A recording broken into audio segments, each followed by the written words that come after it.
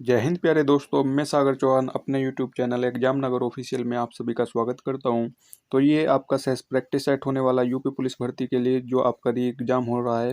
यहाँ पर मैथ की प्रैक्टिस डेली चलती है शाम के 6 बजे, तो जुड़ना ना भूले हमारे साथ।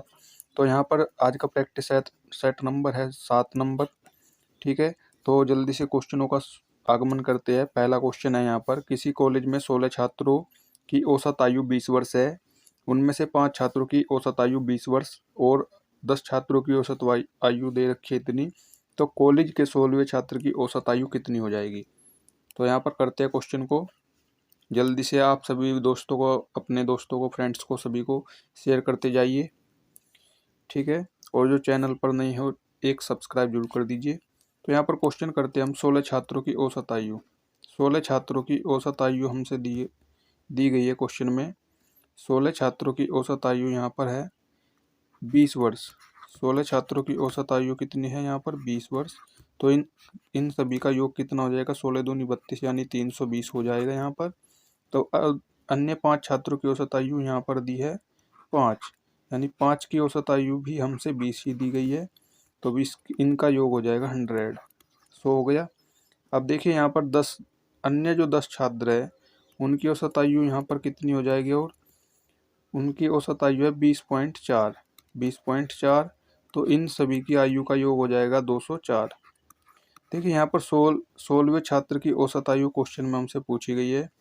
16वें छात्र की औसत आयु यहाँ पर, तो यहाँ पर देखिए 10 और 5 कितने हो गए, 15 छात्र हो गए।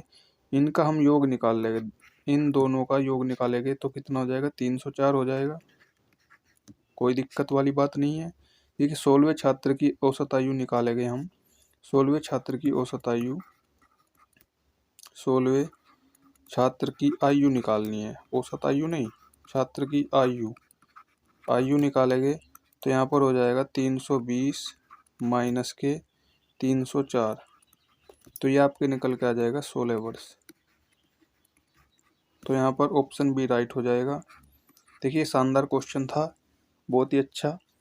एवरेज से आपका एग्जाम में क्वेश्चन बनते हैं। तो अगला क्वेश्चन करते हैं। देखिए शानदार क्वेश्चन है ये भी। 3 संख्याओं का औसत 40 है यहाँ पर। ठीक है जी, 3 संख्याओं का औसत 40 है। प्रथम संख्या दूसरी संख्या की दोगुनी। यहाँ पर देखिए 3 संख्या हम यहाँ पर मान लेंगे। पहली संख्या ए मान लेंगे, और दूसरी संख्या बी, और तीसरी संख्या सी। इनका औसत तो 40 है, लेकिन इनका योग कितना हो जाएगा, 3 × 40 यानी ये हो जाएगा आपका 120। कितना हो जाएगा, 120 हो गया योग। देखिए यहाँ पर संख्या मान लेंगे, ये ए संख्या हो गई, ये बी और ये सी। ठीक है जी। देखिए यहाँ पर क्वेश्चन में कहा गया तीसरी संख्या की 3 गुनी है। कौन सी दूसरी संख्या, यानी जो हमारी तीसरी संख्या हम इसको 1 मान लेंगे, तो दूसरी संख्या इसकी 3 गुनी हो जाएगी तीसरी संख्या की, तो ये हो जाएगी 3। फिर क्वेश्चन में कहा गया पहली संख्या दूसरी की 2 गुनी है, तो दूसरी की 2 गुनी यानी कितनी हो जाएगी, 6 हो जाएगी। 6 हो जाएगी। अब इनको रियल बनाने के लिए एक्स वेरिएबल मान लेंगे। एक्स वेरिएबल मानने पर ये संख्या पूर्ण रूप से तैयार हो जाएगी। देखिए इनका योग कितना हो जाएगा यहाँ पर, 6x प्लस के 3x प्लस के 1x, यह आपको हो जाएगा 10x। और 10x के बराबर क्या है, देखिए यहाँ पर तीनों संख्याओं का योग 120 दिया है, तो 10x के बराबर हो जाएगा 120। तो x बराबर हो जाएगा 12 हो गया x बराबर। अब क्वेश्चन में हमसे बताया गया है कि बड़ी संख्या और छोटी संख्याओं का अंतर बताना है। देखिए बड़ी संख्या का यहाँ पर कितनी है, 6x, और छोटी संख्या x हो गई, तो इनका अंतर करेंगे तो 5x आ जाएगा। और 5x का मान हो जाएगा यहाँ पर 5 × x की वैल्यू आ गई 12, तो यह आपकी आंसर हो जाएगा 60। तो 60 आपका हो जाएगा option number D. Option D यहाँ पर राइट हो जाएगा। बढ़ते अगले क्वेश्चन की तरफ। देखिए अगला क्वेश्चन कह रहा है यहाँ पर, एक दुकानदार के पास निश्चित संख्या में सेब है, अच्छा जी, जिसमें से 10% सेब खराब हो पाए गए और अच्छे सेब में से 85% बेच दिए गए, और अभी भी उसके पास 405 अच्छे सेब बच जाते हैं। शुरू में उसके पास कितने सेब थे। देखिए इजी क्वेश्चन है, इसको भी आराम से कर लेंगे। हम मान लेंगे शुरू में सेब कितने थे, यहाँ पर 100 सेब मान लेंगे। सेब मान लेंगे यहाँ पर 100, शुरू में मान लेंगे 100 सेब है, 10% सेब खराब हो गए। देखिए 10% जब सेब खराब हो जाएंगे, खराब 10% सेब हो गए खराब, देखिए आपका कितना बच गया होगा, 90 सेब बच चुके होंगे।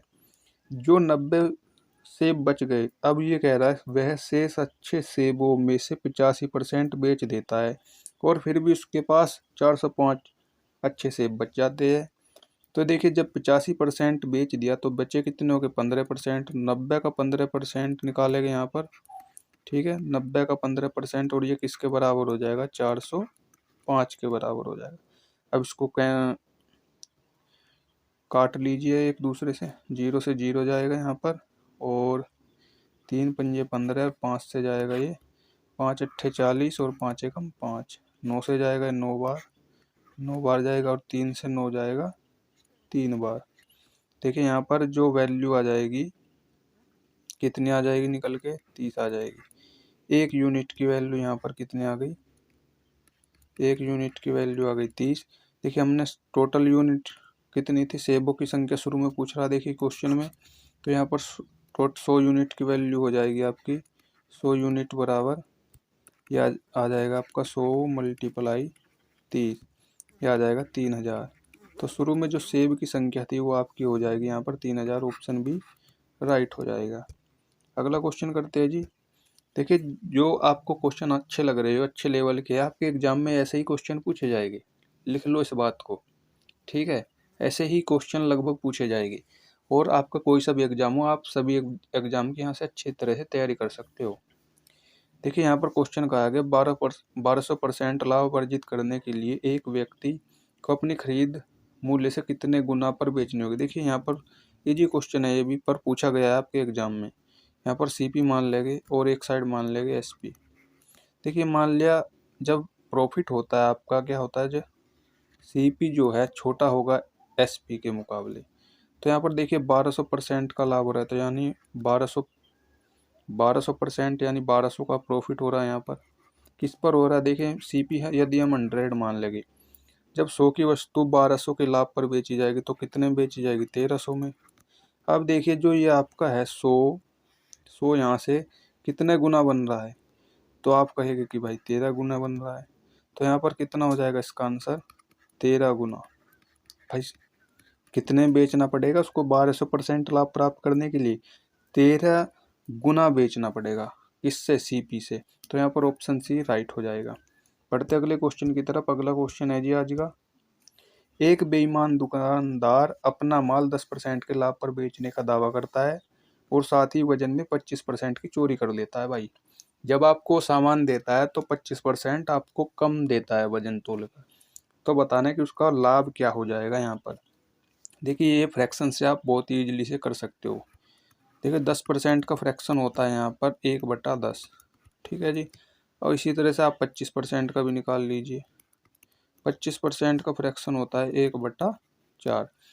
देखिए जो आपका होता है यहाँ पर जो सीपी है, मान लिया हमारा सीपी ये हो गया और ये हो गया एसपी। जब हम उससे 10 की चीज़, देखिए 10% लाभ है, यानी 10 की चीज़ जो है वो कितने में बेच रहा है, 11 में। लेकिन यहाँ पर 25% वजन में गड़बड़ कर देता है वो।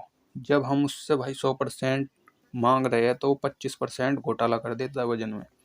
तो यहाँ पर देखिए हमने उससे वजन कितना मांगा यहाँ पर, तो 4%, 1/4 इसका फ्रैक्शन हो गया 25%।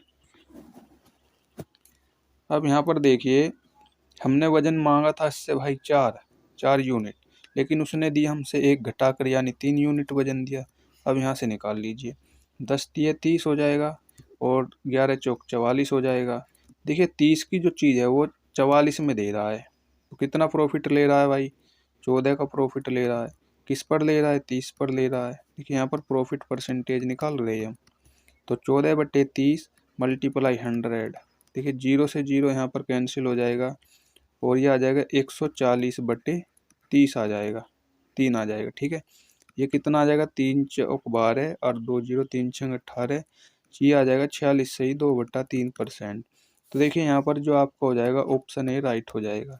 देखिए अच्छा क्वेश्चन है, इसी कॉन्सेप्ट से आप सभी क्वेश्चन कर सकते हो, ये बेईमान दुकानदार वाले। अगला क्वेश्चन करते हैं जी। देखिए अगला क्वेश्चन है, चक्रवृद्धि ब्याज पर निवेश किए गए धन की राशि 8 वर्ष में इतनी हो जाती है। ठीक है, 8 वर्ष में इतनी हो जाती है, ये यहाँ पर गलत है थोड़ा। 8 वर्ष में इतनी हो जाती है और 10 वर्षों में 3388 हो जाती है। ब्याज की वार्षिक दर बतानी है। ब्याज की आप वार्षिक दर बताओगे यहाँ पर। देखिए ऐसे क्वेश्चन को रेट निकालने वाला हो तो बहुत ही आसानी से आपको मैं तरीका बता रहा हूँ। जब भी आपसे रेट पूछे तो इनको क्या करना है, दोनों अमाउंट को इधर लिख, A1 और A2 ये अमाउंट हो गए। देखिए यहाँ पर 8 वर्ष और 10 वर्ष का अंतर कितना है, 2 वर्ष का है, जो आपका 2800 रुपये है इस तरह से। और ये हो गया आपका 3388, 3388 दोनों अमाउंट है। अब इनको देखिए जितना ये कट सके आपस में इनका रेशो बना लीजिए।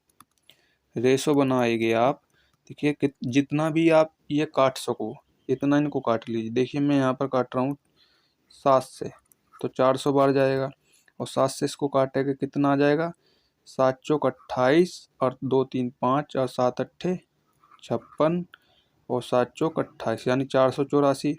अब इनका देखिए यहाँ पर जो समय का अंतर कितना है, 2 वर्ष का है। 10 में से 8 घटाओगे तो 2 वर्ष का अंतर है। तो आप इनका दोनों का वर्गमूल ले लीजिए, इनका दोनों का वर्गमूल लोगे। देखिए आसान तरीका बता रहा हूँ आपको। या जब वर्गमूल लोगे तो 400 का वर्गमूल हो जाएगा 20 और यहाँ पर 484 का हो जाएगा 22। देखिए जब 20 से क्या हुआ है 22 बढ़ा है तो कितना ब्याज मिला है, 2 यूनिट का।